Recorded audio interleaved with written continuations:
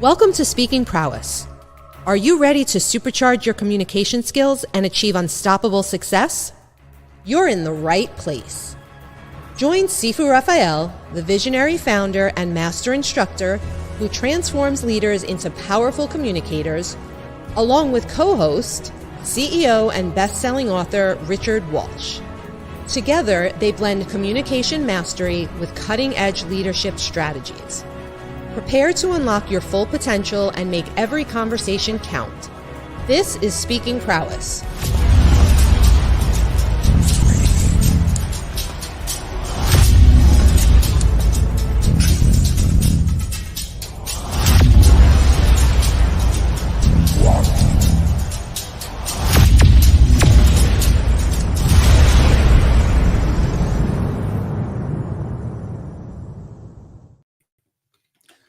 Well, look at this. I have two powerful people joining us on Speaking Prowess today. Brigitta, it is always a pleasure to be in your presence. And Anthony, likewise, my friend. Thank you both for being here. And today, we're speaking on mastering listening and mindset for success. Thank you for being here. How are you doing? Good. I'm doing good. Awesome. Thank you for having us. Yes, absolutely. So, communication. It matters when we can communicate properly, and yet sometimes our message is not heard correctly. What are your thoughts on that? Well, I'll say it has a lot to do with both sides, because you can be communicating properly from one side, but on the opposite side, you also has to be listening properly.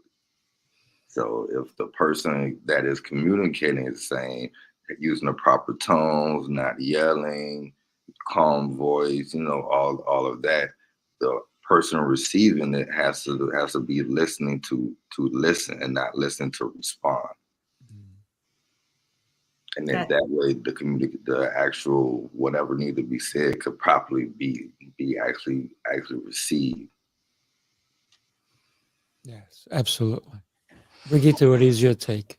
Oh man, there's so many thoughts that go through my head because that's my favorite topic, and I did a whole TED talk on it. I think it was George Bernard Shaw that said, "Communication is the illusion that it happened." So people often say they're listening, but what they're actually doing is waiting until it's their turn to talk. And during that wait period, information gets lost because they might be hearing, but they're not listening on a deeper level to really relate to the other person. And Anthony just said it. When we listen to relate and not to respond, that's when real communication starts to happen. And that takes skill, that takes time, that takes practice, that takes the willingness to actually be present in the moment and not multitask, because multitasking, that's an illusion anyway. No one can multitask. You're opening several windows simultaneously and you're jumping between them, and your energy and your focus constantly shifts. That's not multitasking, that's constant shifting.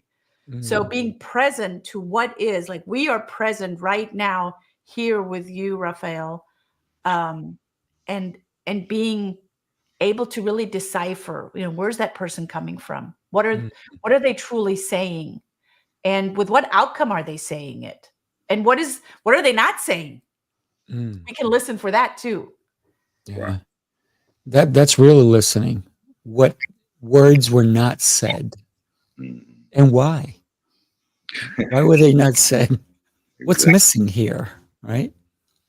So sometimes in communication, we actually have to be detectives, don't we? Yeah, that curiosity. I think when we live in that curiosity, we get to lean in and listen on a deeper level. Some call it active listening. I have a problem with active listening because it's still very vague. I want to lean in, and I want to ask for what purpose. I want to ask, so now what? What does it do with you? That's when we get really curious about the other. Yeah.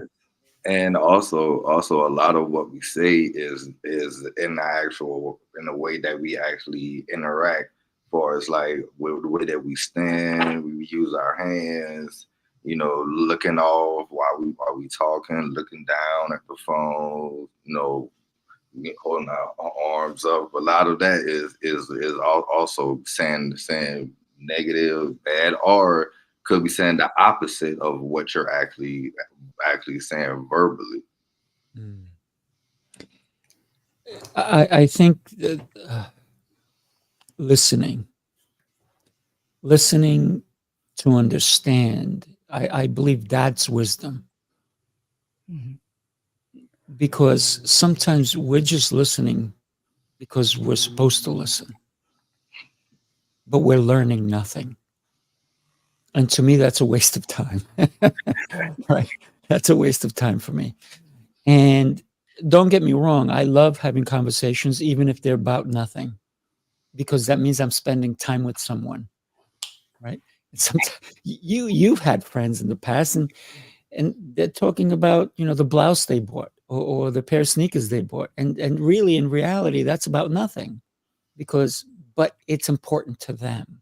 And so you're there to support their choice, so they're just being there with them. And so yes, it is a conversation about nothing, but it's also a conversation. Your listening is to support them, even if they're saying nothing, right? So to me, communication has truly been something that we need to practice on a daily. Without that practice, then how are we listening? When are we listening? And even how do we show up? And what content are we going to be able to even deliver? Brigitta, I love your intention right there. You put your glasses right. I'm listening, and just that mannerism just show. I love it because you just powerfully taught us something. There's so much I want to say to that, and I don't want to, take over. Anthony, why don't you go, and then I'll go into what I want to say. It is. It's a lot of ways you can go with that. I go with time. And no type of conversation is pointless, because like you were saying, Sifu, to that person is just the time that you're actually giving them. That's also the communication too, that you're actually giving your time to that person, and you at the same time are practicing listening and paying attention in the conversation. That, like you say, it is a pointless conversation to you. So for yourself, you're also learning proper communication skills. Yes. And when someone talks about their blouse or their sneakers, to me, it might mean nothing. It might be about nothingness, but to them, it might be the world. And then just the point that Anthony just made, I think is so important, that time has so much value. Time is, in my book, is the most precious commodity. And often we don't even invest the time. I see so many parents not being present with their kids, no matter how old their kids are. And I see toddlers sitting in front of a TV because the parents have something better to do. And going back to the listening, are we listening, to Anthony's point, are we listening with intent? Are we listening to relate?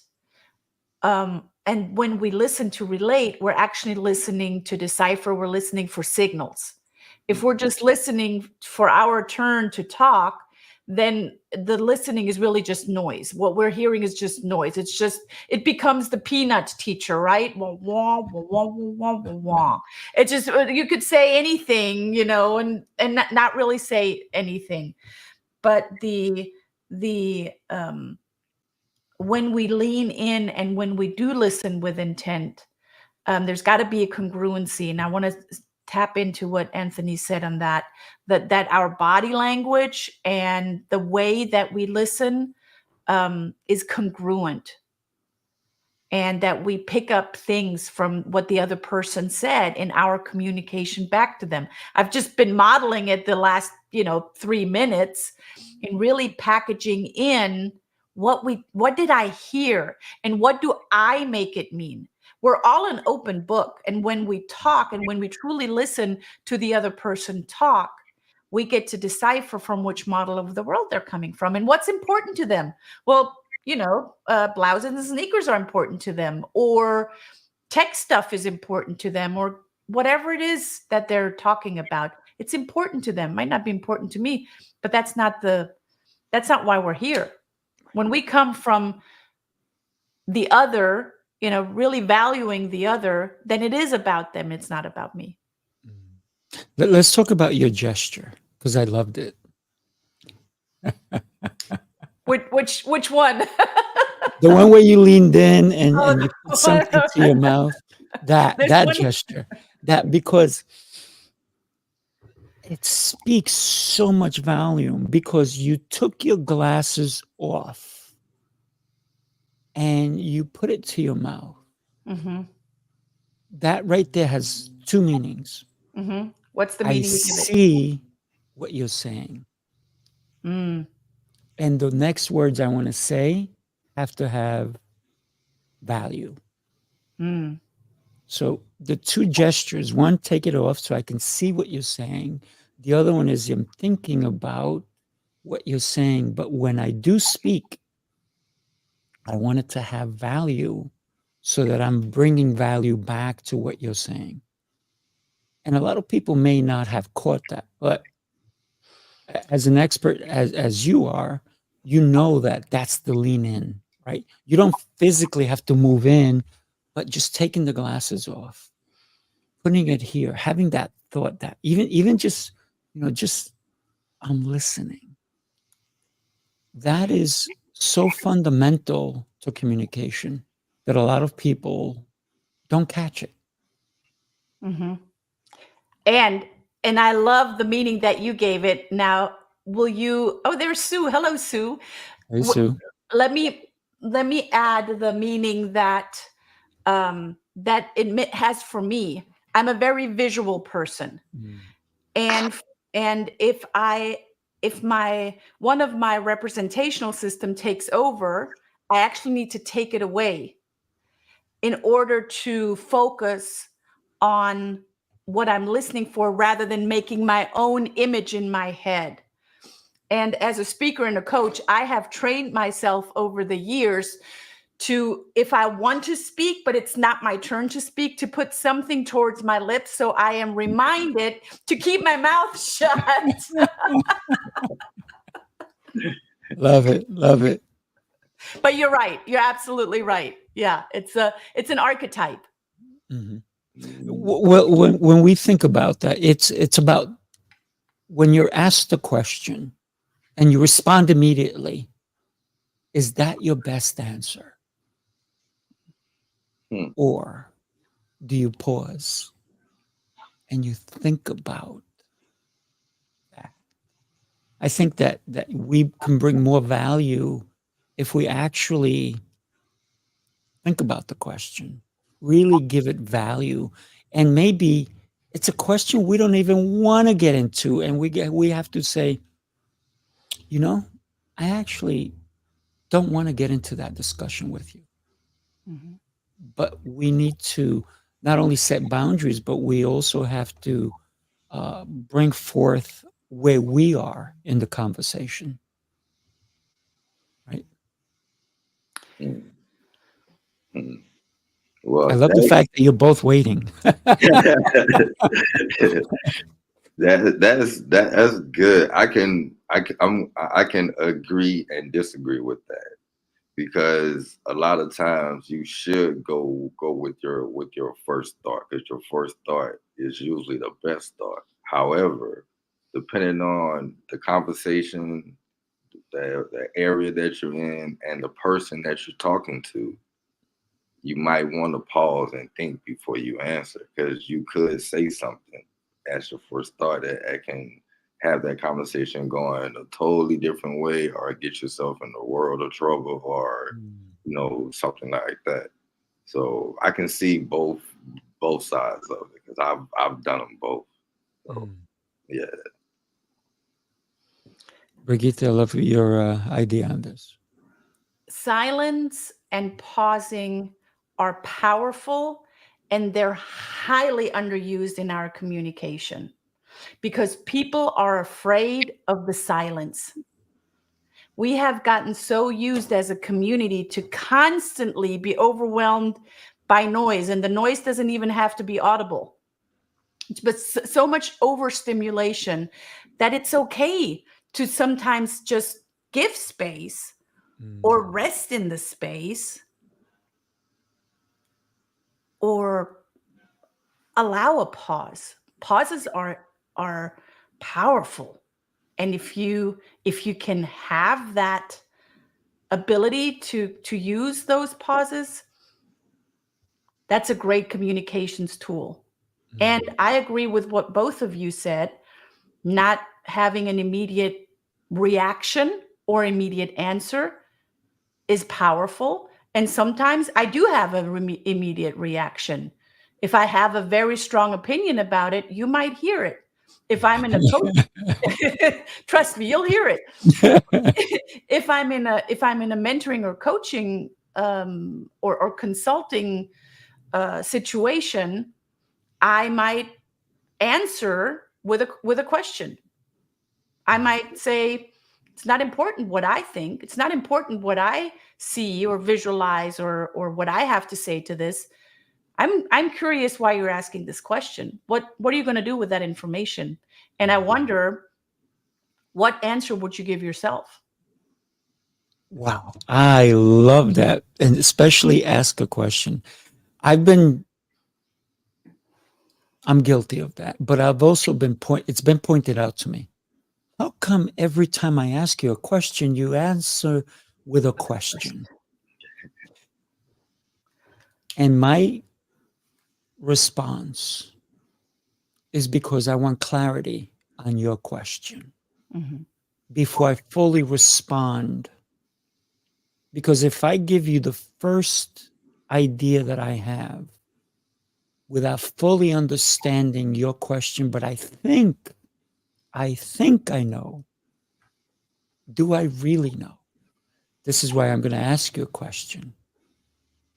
And then sometimes I've had people get a little angry with me. And I said, please don't get angry. I just want to be here for you. I want to be able to assist you with your question. If you didn't want an honest response, then you shouldn't have asked me. Because I'm going to be truthful. I'm not going to beat around the bush. I'm going to be super honest. And a lot of times I will say to somebody, let me ask you, before I answer that, do you want me to tell you the truth, or you want me to lie to you? And they're like, the truth. I said, it might not be what you want to hear.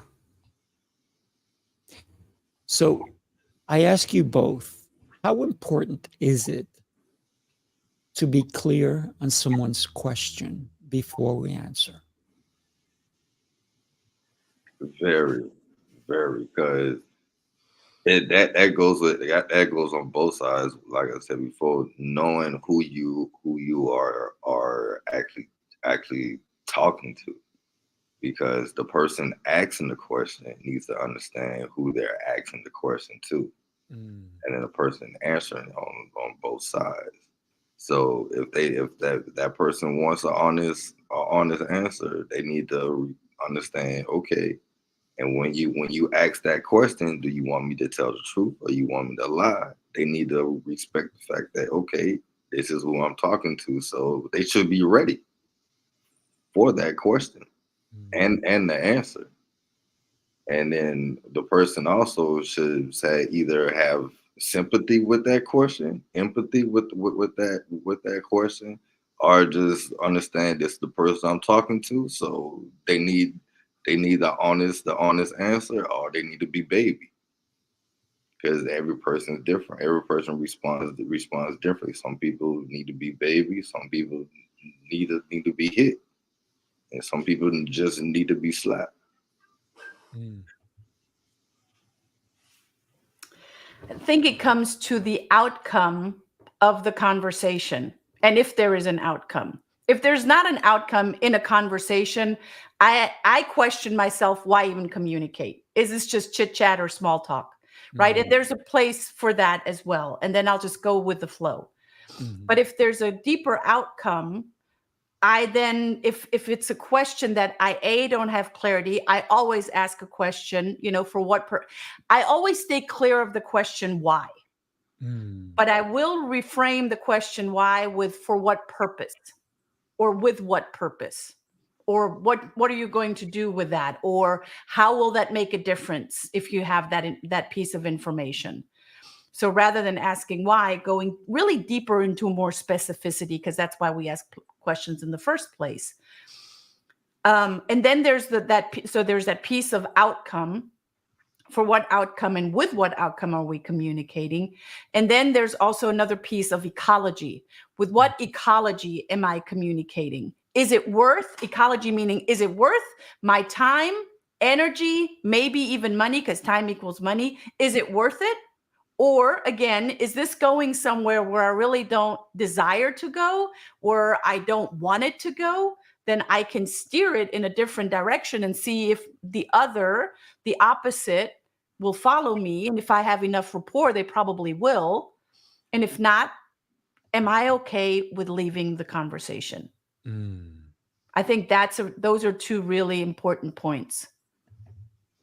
They fully are. And I love when you use it. Is it worth me even getting into this conversation? Because that is exactly it. Is it worth my time? Who's going to benefit from this conversation? If somebody's going to benefit and you're helping them, then I think it could be a great conversation to have. But if nobody's going to benefit, maybe it's not. Maybe your answer is not as important as they think it is. When we consider having a conversation that has depth, I'm not talking about chit chat conversation, but if somebody really, if somebody says, Brigitta, I need your help with, and then they tell you what they need to help with, and then all of a sudden they say, well, what do you think I should do? Right. And a lot of times they have the answer. Right. So many times they have the answer, but they just want to hear someone else's opinion. Confirmation. Yeah, they confirmation. They want to know am I doing the right thing? So it's a lot of times with that as well.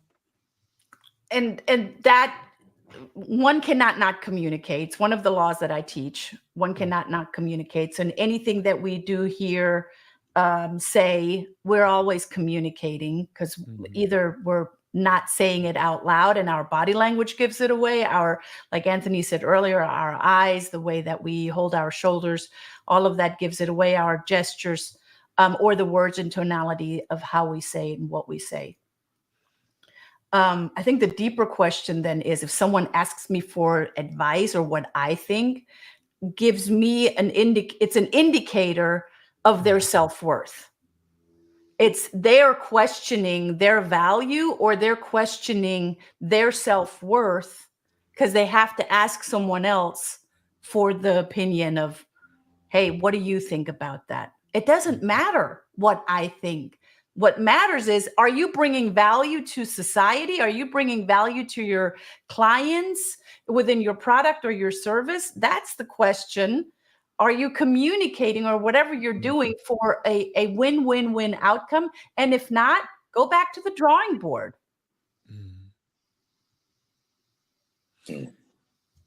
I love that, because a lot of people don't take the time for that internal communication. The one that so many people, why are so many people afraid of being alone? Because when you're alone, you actually have to communicate with yourself, don't you? So many people are terrified of being alone. Meanwhile, I love it. I get to ask myself a million questions. And guess who knows the answer? I do.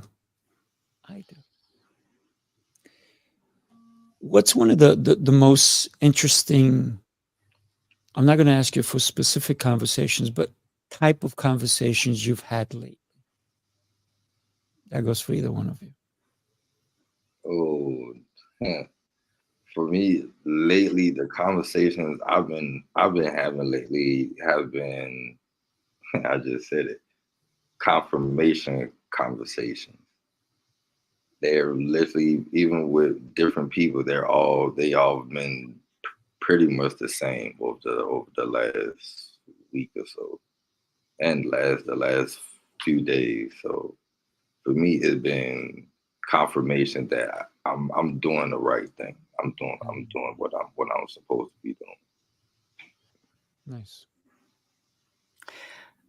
I have, throughout the day, I have different conversations with different people, and I think they all have several, maybe I want to call them pillars, but they're not very stagnant. But for lack of a better term, I'm going to call them pillars. That it's always about the other, the conversation. I have an outcome for me in mind in any conversation. I'm thinking of a conversation that I had this morning with a potential client that we had at 9 o'clock this morning.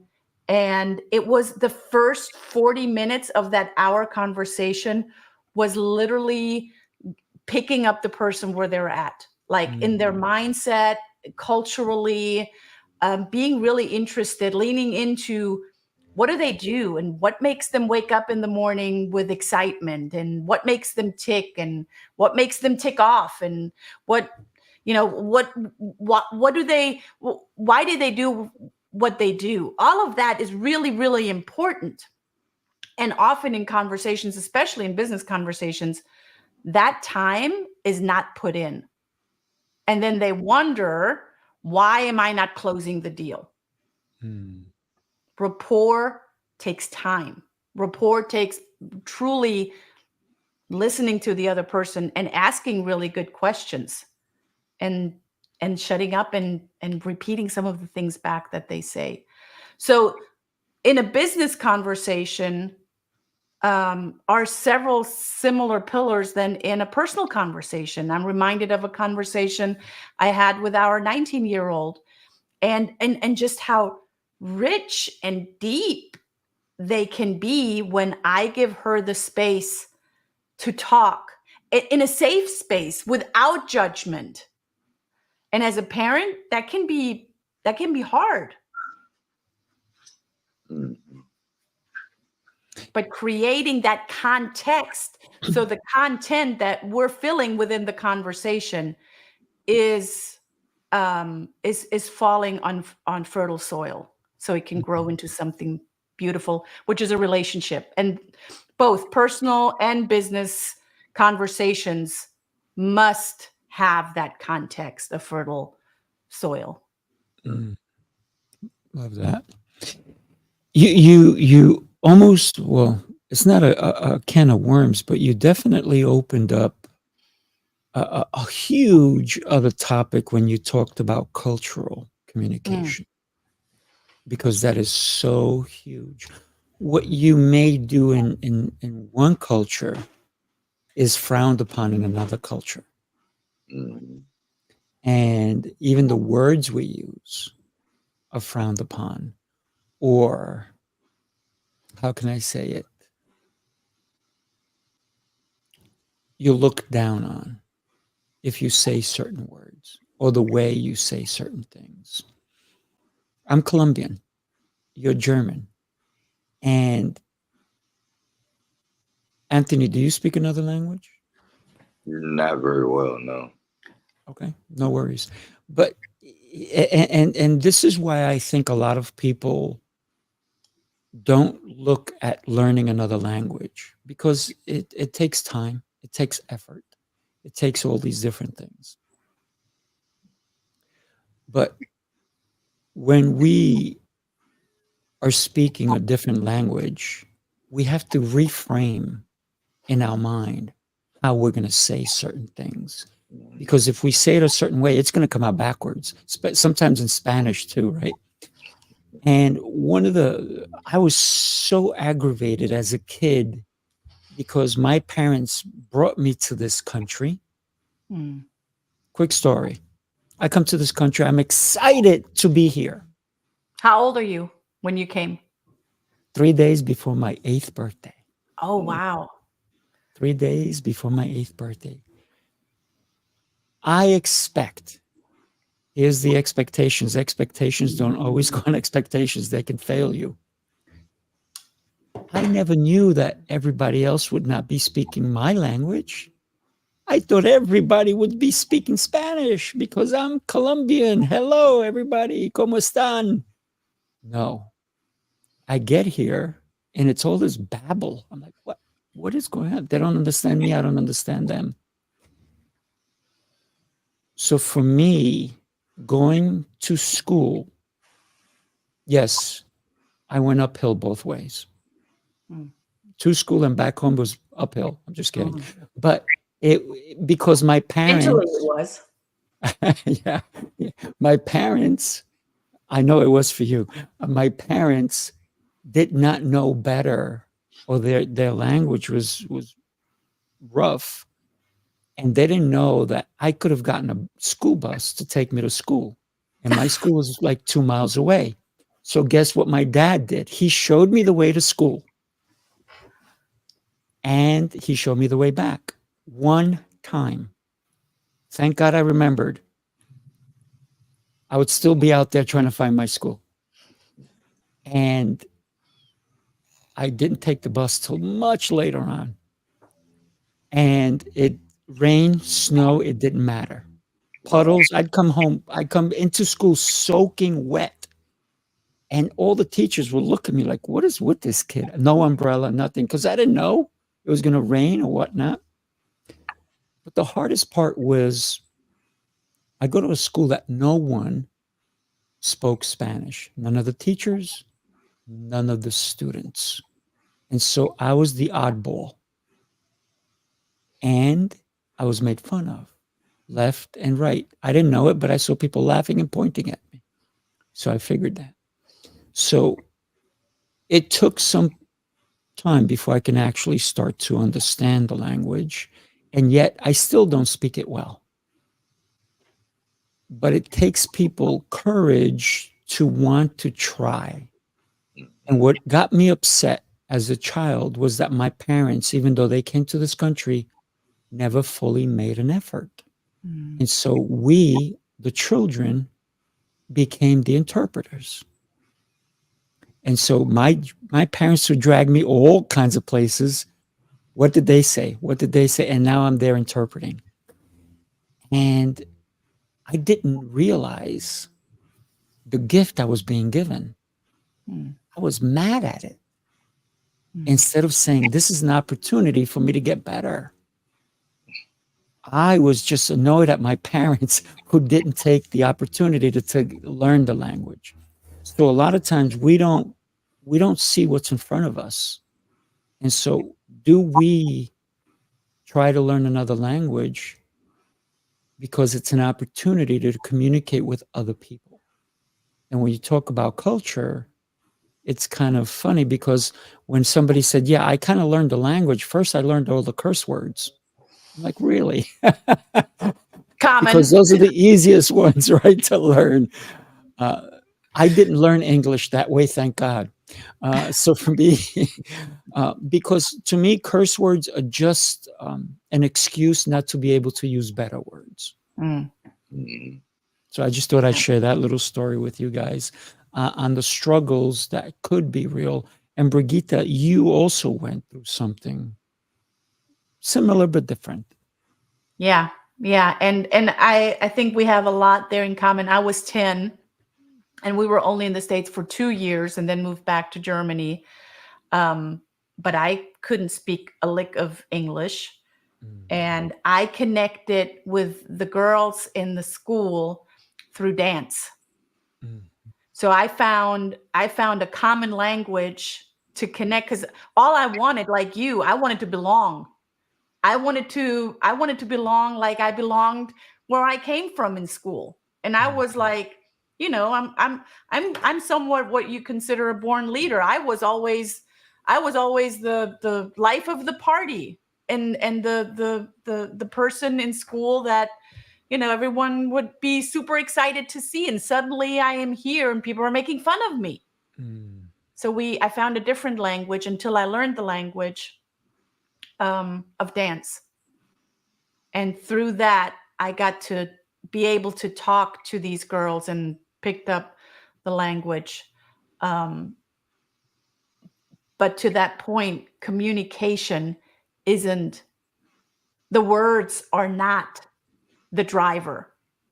It's the body language, it's the energy, it's the intention, it's the tonality, it's the minimal expressions, the facial expressions that we have that communicate. I think that's why I love communicating with Italians so much. What do you mean? Yeah, exactly.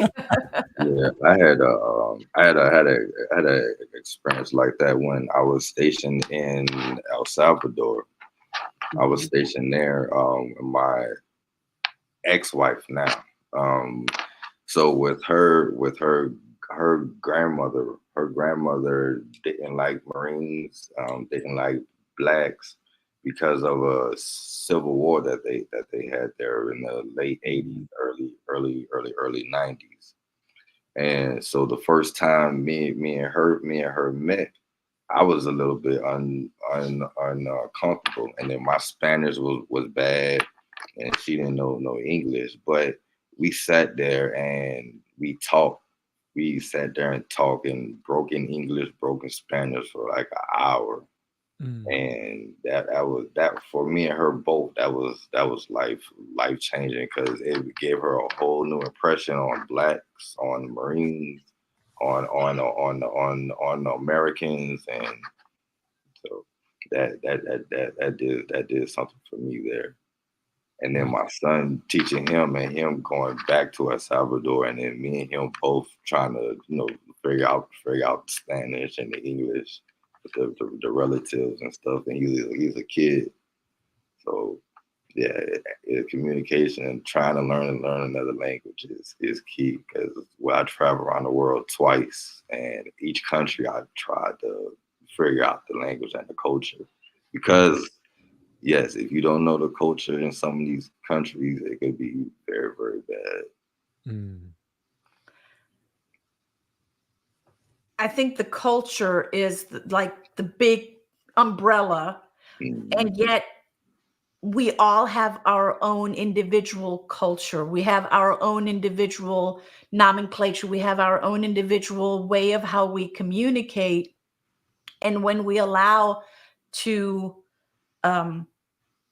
be vulnerable, to lean in, to listen to the other person's culture, their nomenclature, the meanings that they give to certain things, it then translate almost to imagine going to France. May you have been there or never been, but you can imagine it, to a little bakery somewhere in Paris or outside of Paris, and really making the effort of ordering a café au lait and a croissant, s'il vous plaît, other than going in and saying, I want a coffee and a croissant.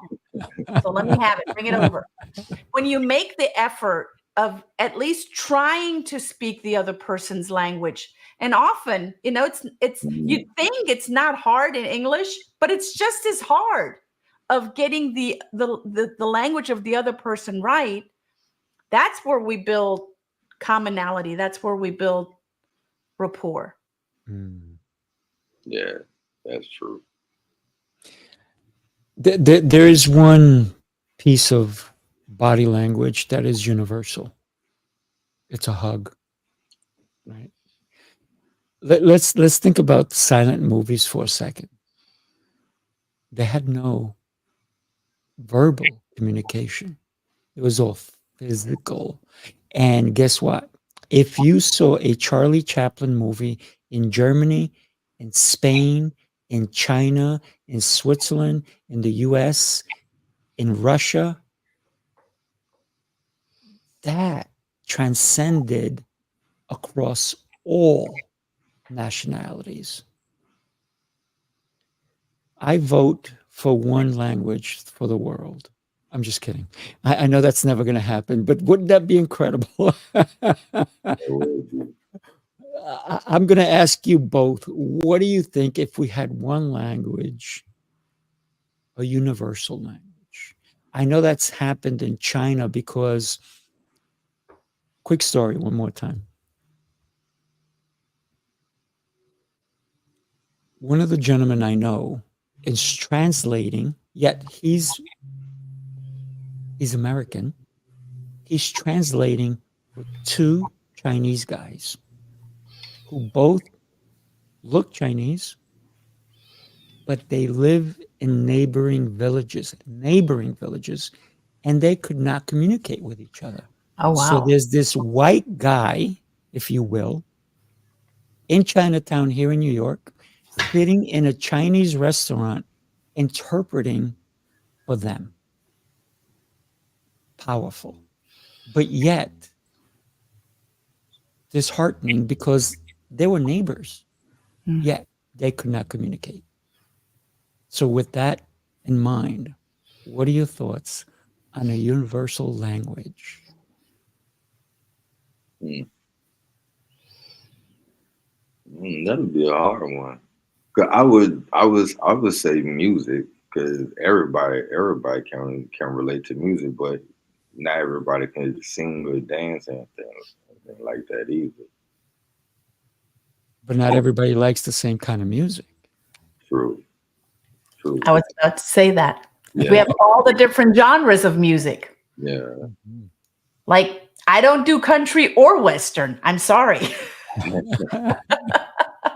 Yeah, I don't know, but what would be a good universal language? I didn't say which one. I said, would it be beneficial? Yes, it would be very beneficial, because then we all can communicate. We all can get along. We all won't get lost in translation, anything like that. The world would be a better place. So, Anthony, I'm going to pose you another question on top of that one. Okay. What if you had to learn that language and it's not a language you recognize? Like I say, I've been around the world twice, lived in multiple countries, every continent. I would love to learn it. I try and learn every language. I used to know Japanese when I was living in Japan, but I was pretty good at it. But going different places, and everybody spoke it, so I ain't had nobody to speak it to. So, but yes, I would love it. If there were one language for all, I'd sit right there in first class with my glasses on, be ready to learn. Love it. Brigitta, questions for you. Oh, well, an underlying statement here is that we try to simplify humanity, and having a common language amongst all across the world would try to simplify humans, and that's going to be really, really hard. We are very complex creatures, and even though if we would, which is never going to happen, but there are some universal signals that we can pick up, like a hug and a smile and a frown and shoulders dropped and things like that are rather universal. I think it would still leaves so much room for interpretation. Let's just take English. Say English, which we already know, but a lot of people don't know how to speak English and they would have to learn it. Well, is there going to be a resistance? And then what within their culture will they make it mean? Let's take English or Spanish. Let's take Spanish, because the gentleman that I talked to this morning lives outside of Vienna in Austria, is originally, well, he moved from New York to Vienna, is originally from Brazil with an Italian last name. So there's a lot going on. Okay, he speaks Spanish, he speaks Portuguese. He's very comfortable in the American culture, but also in the Argentinian and the Brazilian culture. Of course, now in the Austrian culture, because he's lived there for so long. So there's a lot going on. He at one point he's lived in Spain. And then the conversation came to, well, in Argentina, we speak Spanish, but the pronunciation and some of the words are completely different. True. As in Colombia, as in, let's throw Catalan in. That's that'll throw you for a loop. Catalan, Castellan, yeah, oh yeah. So although there is a Spanish language, there are so many nuances. And if we would speak Spanish all around the world, can you imagine how many nuances? Let's go back. Let's go way back, because I think we all can relate to that. Let's go back to the 80s. R&B hip hop. And what R&B hip hop means today has nothing to do with R&B hip hop back in the 80s. I want my R&B hip hop back from the 80s, okay? That's why we love 80s music. I knew you guys understand. So as humans, we're constantly evolving. We're meaning-making machines. So even with a universal language, there's going to be so many nuances, which I'd hate for us to all be black and white. I'd hate for us to all be that. But we're not. And I want to embrace that. And that is why we will never have a perfect world, because we're all different. See the power of a question?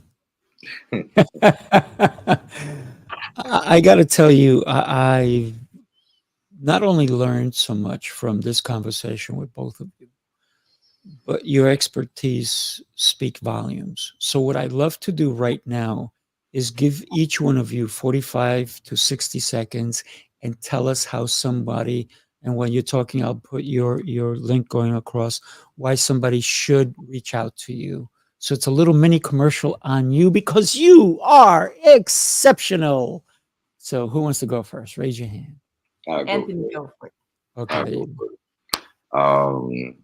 For me, Anthony Cano, I am a mindset coach, and you should connect with me because I have lived and I am living a very unique life that many people do not live and have not achieved.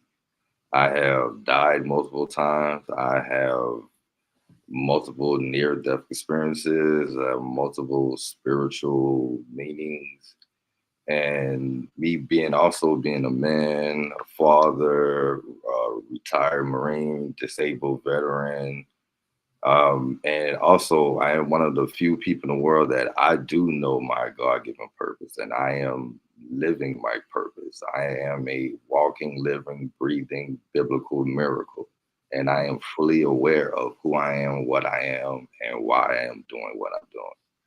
So you want someone that is going to be authentic, honest, good and bad, whether you want to hear it or not. My program, me being a speaker, author, writer, and a mindset coach, I am that. And I am a divine warrior because I am divine. I am a man. The God sent me here for a reason. So that is why. Oof, powerful, my friend. Oh yeah. Tons of hearts going your way, my friend. And Brigitta said it earlier, but we both express it, and I know everybody listening, we want to thank you for your service. I was just going to say that. Thank you for your service, Anthony. Oh, thank you. Yeah. I brought you guys something. This is not about me. This is about you. I brought you guys a listening checklist. And I knew that we're going to go into this topic. I want to invite you, get the listening checklist. It's going to help you to be more present in the conversation that you're going to go in. And with the listening checklist, if you just go on TEDx.com or Google it or search it on YouTube, you just search my name, Brigitta Hoeferle. It is right here, Brigitta Hoeferle. You write it just like you pronounce it. You search it in YouTube, TEDx Brigitta Hoeferle. There's a whole TEDx talk on listening and the becoming a 5-star listener. So that's my gift to you.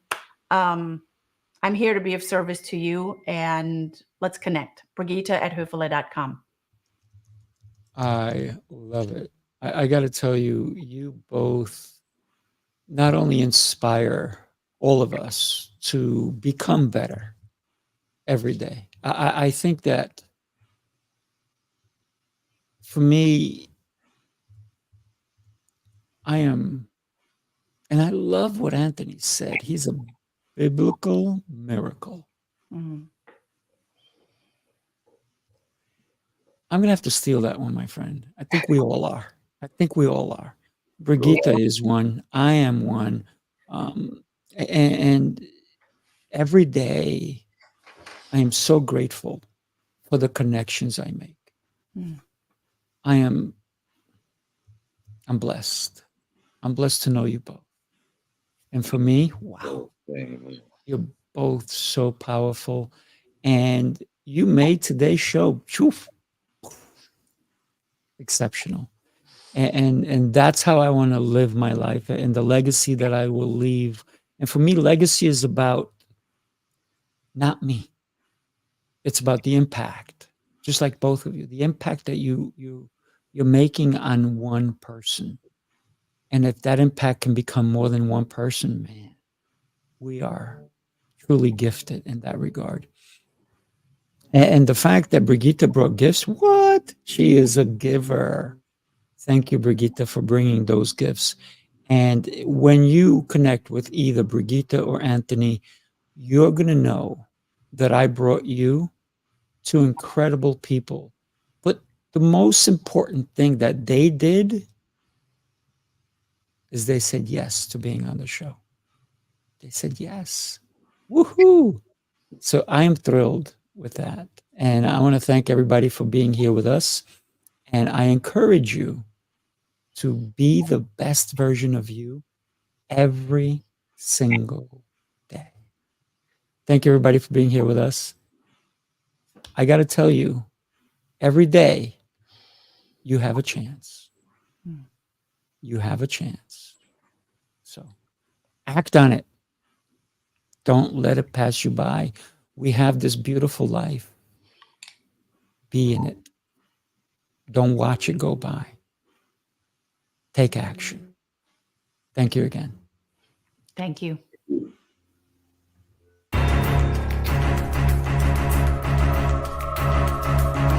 This is Speaking Prowess.